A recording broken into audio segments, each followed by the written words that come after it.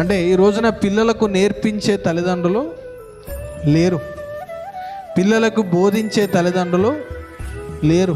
ఎందుకంటే పిల్లవాడు ఎక్కువ సమయం తల్లితో గడిపే సమయం కంటే, తండ్రితో గడిపే సమయం కంటే ఎక్కువ సమయం దేంతో గడుపుతారు తెలుసా? దేంతోనే? ఈ నెల రోజులు సెలవులు కదా, ఈ 2 నెలలు, ఈ 2 నెలల సెలవుల సమయంలో పిల్లలు దేంతో ఎక్కువ గడుపుతారు? ఫోను. తల్లిదండ్రులకేమో పని కావాలి, తల్లిదండ్రులకేమో డబ్బులు కావాలి, వీళ్ళు బయటకు వెళ్తారు. కానీ ఇంటి దగ్గర ఉన్న పిల్లలు ఏమైపోతారు? పాడైపోతారు.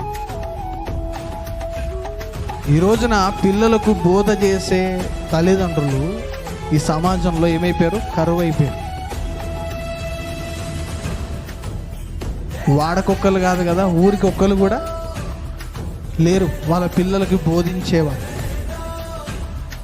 ఎట్లా తయారైపోయారంటే వాడు బూతులు మాట్లాడితే ఆనందపడతారు, వాడు ఏదైనా చెడ్డ పని చేస్తే ఆనందపడతారు, ఇంకా ఏదేదో వానికి ఎట్లొచ్చిందిరా అని ఏం చేస్తారు వీళ్ళు? ఇంకా విచిత్రపోయి ఆనందపడతారు.